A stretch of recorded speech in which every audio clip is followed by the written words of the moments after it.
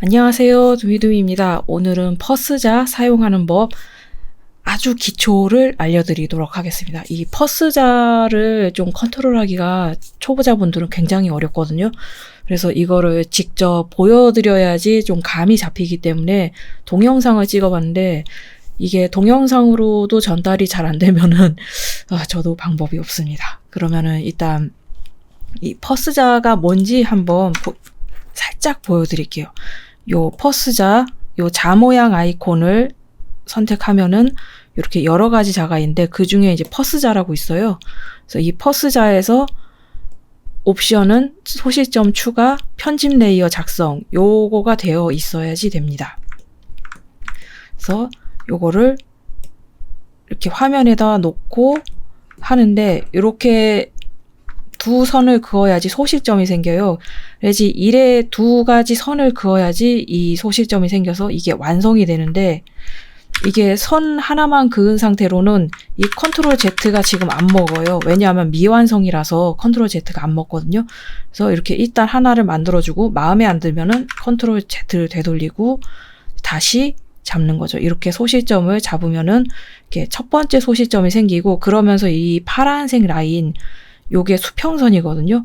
그래서 두 번째 소실점은 여기 이 수평선에 딱 걸쳐지는 데다가 놔야 됩니다. 이 선이 딱딱 달라붙는 게 지금 잘 안 보이실 건데 이따가 영상으로 다시 보여드릴게요. 그리고 컨트롤을 누른 채로 이 레이어 이 자를 클릭하면은 이런 식으로 자를 움직일 수 있는 컨트롤 할 수 있는 바가 뜨는데 여기는 요 큰 거, 요거를 움직이면은 이게 전체적으로 움직여집니다. 전체적으로요.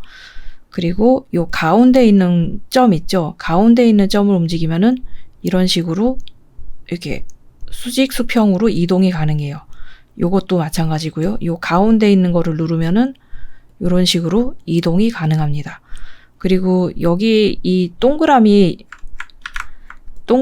옆에 있는 작은 점 있죠? 요거를 움직이면은 이렇게 회전이 돼요. 회전. 그래서 여기도 마찬가지로 요 동그라미 점을 잡으면은 이렇게 회전이 됩니다. 그래서 요거는 어지간해서 만질 일이 없긴 한데 요거를 굳이 이제 설명을 드리는 이유는 컨트롤을 누른 채로 요게 클릭하면은 여기 또 동그라미, 요 하얀 동그라미 옆에 또 작은 동그라미가 뜨죠? 요거를 누르면은 어때요? 지금 자가 초록색으로 변했죠? 자가 초록색이 됐다는 건 이 자가 꺼졌다라는 뜻이에요. 그래서 요걸 다시 클릭해서 넣으면은 보라색이 됐죠. 이러면은 자가 다시 켜졌다는 뜻이거든요. 그래서 소실점을 3개 이상 둘 때는 좀 자를 부분 껐다 켰다 할 필요가 있거든요. 그래서 요거를 설명을 드리는 겁니다. 요거를요. 요거 초록색이 되면 꺼졌고 보라색이 되면 켜졌고 요것만 기억하시면 됩니다. 그리고 이제 소실점 자를 만들 때는 이렇게 무작정 소실점 자를 만드는 게 아니라 우선 스케치를 하고 그 스케치에 맞춰서 소실점 자를 맞춰야지 그래야지 배경을 그리기가 수월한데 그게 무슨 뜻인지 이제 보여드리도록 하겠습니다. 그래서 이 영상을 보시면은 지금 제가 이제 소실점에 맞춰서 대충 스케치를 하고 있어요. 그래서 이런 식으로 이제 스케치를 하는데 완전히 딱 맞을 필요는 없고 그냥 눈으로 봐서 적당한 정도면 되거든요. 그래서 스케치 단계에서는 너무 딱 맞추려고 애쓰지 마시고 그냥 한 이 정도 각도면 좋겠다, 이 정도 크기면 좋겠다 그런 정도만 정한다고 생각하시면 돼요. 그래서 이렇게 쓱쓱 그려주시면 됩니다.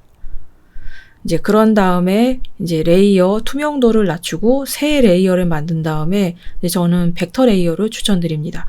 그래서 자를 꺼내서 저렇게 넓은 데서부터 좁은 곳으로 가게 이게 그 바깥쪽으로 향하게요. 그래서 넓은 데서 좁은 데로 향하게 해서 이렇게 소실점이 생기면 수평선, 파란 수평선이 지금 생겼죠. 그래서 나머지 반대쪽을 이런 식으로 터치해서 넣으면은 이 소실점, 수평선에 걸려지는 선에 맞추기만 하면 됩니다. 두 번째 소실점은요.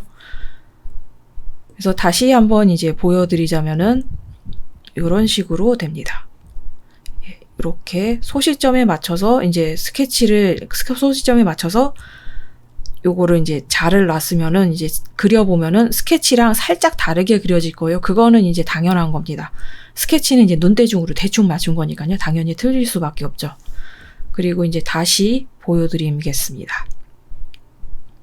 그래서 이제 소실점에 맞춰서 다시 스케치를 그립니다.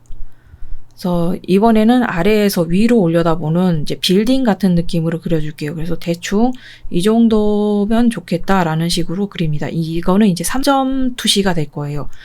그냥 소실점이 3개가 되니까 3점 투시가 되는 거거든요. 그래서 이렇게 바깥쪽에서 안쪽으로, 그러니까 좁은 쪽으로 요 보이는 대로 각도를 맞추시면 됩니다. 그러면은 첫 번째 소실점을 만들면은 파란색 소실점 수평선이 생겼죠. 그래서 그 두 번째 라인은 여기 수평선에 맞춰서 탁 선이 달라붙는 곳으로 맞춰 넣기만 하면 됩니다.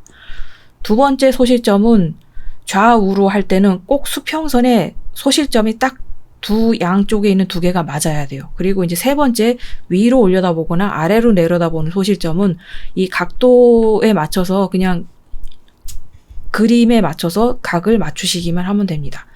이렇게 대충 그린 다음에 이제 소실점에 맞춰서 스케치를 뜹니다.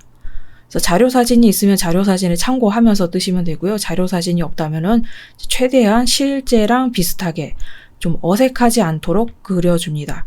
그래서 이런 식으로 이제 빌딩스럽게 보이게 이제 그려주는데, 이거를 좀 더 그럴싸하게 편리하게 이제 그리는 법은 수업을 진행하면서 이제 더 알려드릴게요. 요거를 일일이 이렇게 건물에 맞춰서 창을 만들어주는 방법인데, 요거는 조금 시간이 걸리고요. 근데 하지만 자연스럽다는 장점이 있죠. 근데 조그맣게 나올 칸을 이렇게 일일이 그리면 시간이 좀 많이 걸리잖아요. 그래서 이제 미리 소스를 그려둔 걸 갖다 붙이는 방법인데, 그거는 이제 나중에 보여드리도록 하겠습니다. 그래서 컨트롤을 누르면은 이런 식으로 소실점을 이동시킬 수가 있고요. 컨트롤을 누른 채로 선을 클릭하면은 이렇게 아까 보여드린 것처럼 이동 수정이 가능합니다. 근데 어지간하면은 그럴 필요가 없어요.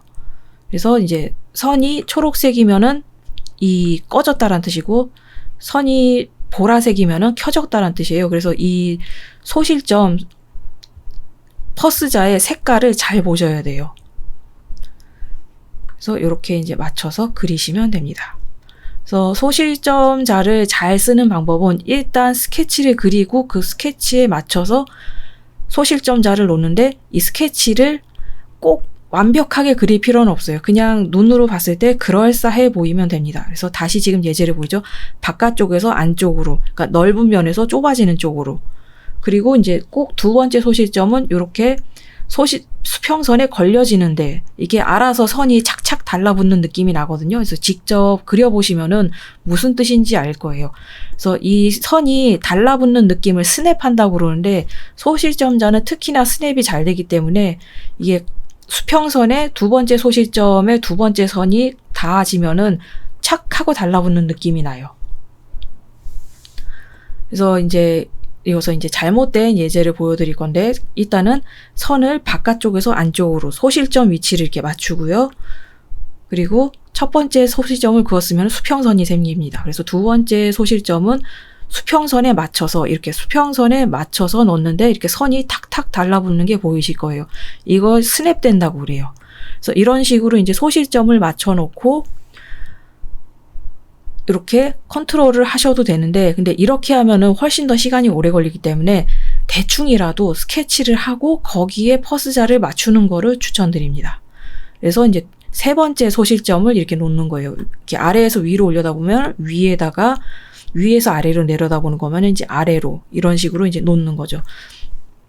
근데 이렇게 소실점을 퍼스를 잡을 때 너무 소실점을 가까이에다 잡으면은 오히려 그림이 뒤틀려 보이거든요. 지금 제가 잡은 이 정도 규모의 소실점이라면은 이렇게 건물을 하나 크게 그리는 게 아니라 도시 한 판을 그리는 용도로 그려야 돼요. 지금 잘못된 퍼스에다가 건물 하나를 그리려다 보니까는 이렇게 안 맞는 거거든요. 그래서 지금 이런 식으로 이제 퍼스를 잡으면은 어떻게 해도 배경이 제대로 안 그려질 겁니다. 왜냐하면은 퍼스 자체가 잘못 잡혔거나 아니면은 이 규모에 맞는 소실점을 맞춰야 되거든요. 소실점이 아주 가까이에 있으면은 굉장히 뭐라고 해야 되나, 소실점이 시점이 뒤틀려 보여요. 그래서 지금 이제 소실점이 아주 멀리 있다 치고 건물을 작게 그리고 있습니다. 그래서 그 옆에 또 작은 건물을 그리고 있고요. 그래서 물체의 크기에 맞춰서 좀 소실점을 어디에다 잡아야 되는지 그거를 좀 감안을 해야 되는데, 이런 디테일적인 부분은 앞으로 수업을 진행하면서 잡도록 하겠습니다. 그래서 미리 소실점을 잡아버리면은 이렇게 잘못 그리는 사태가 벌어져요. 그래서 지금 소실점이 여러 개가 있으면은 선을 어디서부터 시작하느냐에 따라서 이렇게 선이 달라붙는 데가 다르거든요. 그래서 요것도 나중에 그리면서 설명드릴게요. 이렇게 소실점이 여러 개 있으면은 선을 어디서 시작했느냐에 따라서 어느 소실점에 선이 달라붙는지가 결정이 돼요.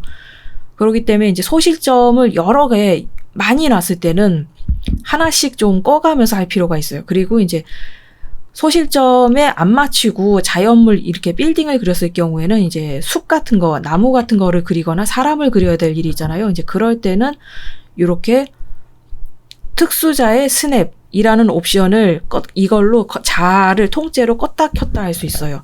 아까 제가 알려드린 점으로 끄는 거는 자의 일부분 한 개씩 끌 수 있는 거고요. 위에 있는 특수자의 스냅 버튼은 자를 통째로 껐다 켰다 할 수 있는 기능입니다. 그래서 이제 복습을 하자면은 꼭 이제 소실점을 대충이라도 맞춰서 그리자. 소실점을 이 정도면 되겠지라는 느낌으로 그냥 눈으로 봤을 때 이상하지 않을 정도만 하면 돼요. 그래서 이 정도 느낌으로 한 다음에 이제 투명도를 낮추고 벡터 레이어를 만든 다음에 요 퍼스자를 만들고 이렇게 이런 식으로 이렇게 여기 보면은 바깥쪽에서 안쪽으로 이제 좁아지는 쪽으로, 바깥쪽에서 안쪽으로 좁아지는 쪽으로 각도를 정확히 맞추고, 이게 첫 번째 소실점과 첫 번째 소실점이 만들어지면서 수평선이 만들어졌고, 두 번째 소실점은 이 수평선에 첫 번째 선이 걸릴 거예요. 그러면은 나머지 두 번째 소실점의 두 번째 선은 이 선에 탁 달라붙어요. 이렇게 수평선하고 두 번째 소실점의 첫 번째 선하고 닿는 이 부분에 지금 탁탁 잡히거든요. 그래서 이렇게 두면은 돼요. 그래서 세 번째 소실점을 만일에 이게 3점 투시로 그리고 싶다 하면은 세 번째 소실점을 이렇게 이제 만들어주는 거죠. 그래서 세 번째 소실점은 한 개만 있으면 되는데, 이 좌우로 맞추는 2점 소실점은 좌우로 맞춰야 되기 때문에 이게 수평선이 맞춰져야 돼요. 그래서 때에 따라서는 이 수평선의 소실점을 이렇게 더 추가하는 경우도 있거든요. 이제 이거는 아주 큰 규모로 그릴 때는 이제 쓰는 기능인데 지금은 필요가 없습니다. 그래서 이런 식으로 이제 그려주고 벡터선으로 이제 이렇게 선을 따주는 겁니다. 이렇게 크게 우선 덩어리를 잡아주세요. 크게 덩어리를 잡아주시고, 이렇게 덩어리를 특히나 요 끄트머리가 잘 맞아야 되기 때문에 요런 부분은 확대해서 맞춰주셔야 합니다. 그래서 이렇게 크게 잡아주시고요. 여기도 또 살짝 안 맞네요. 이렇게 살짝 오류가 난 게 나중에 좀 골치가 아프게 되거든요. 그래서 이렇게 점이 잘 맞도록 잡아줍니다. 그래서 이렇게 해주고요. 그래서 요거를 이제 벡터 지우개로 지워줍니다. 벡터 지우개로 이렇게 지워주고,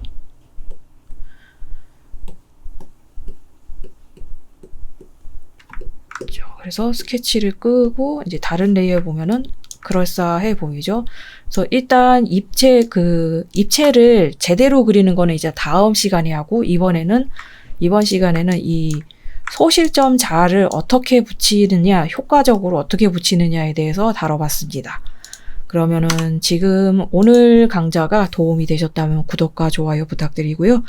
그리고 광고는 30초만 봐주시면 정말 감사하겠습니다. 그리고 이 배경 강좌는 이제 앞으로 좀 길게 이어질 예정이거든요. 그래서 1.2시, 2.2시, 3.2시, 그리고 이제 실내를 그리는 법, 건물을 그리는 법, 마을 한판 그리는 법, 그리고 작은 소품 그리는 법 등등등 여러 가지로 이제 다양한 예시를 들으면서 이제 계속 이어가 나갈 예정입니다. 배경 그리기는 생각보다 좀 오래 걸리거든요. 네, 굳이 스케치업이 있는데 배경을 왜 그려야 되냐라고 하면은 이게 돈이 많다면은 스케치업으로 모든 배경을 다 스케치업으로 만들면 되지만은 이게 딱 한 번만 어쩌다가 딱 한 번만 나올 배경을 스케치업을 돈을 주고 사거나 아니면 내가 직접 만들거나 하면은 너무 시간이 오래 걸리잖아요. 그럴 때는 차라리 그냥 사진 참고로 해서 그리는 게 훨씬 더 빠르거든요. 돈도 아끼고. 그렇기 때문에 이제 배경을 어느 정도 그릴 줄 아는 게 본인한테 도움이 돼요. 그 모든 배경을 다 스케치업으로 떼워 놓을 수가 없기 때문에.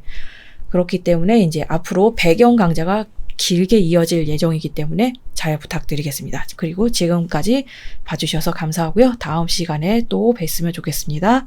감사합니다.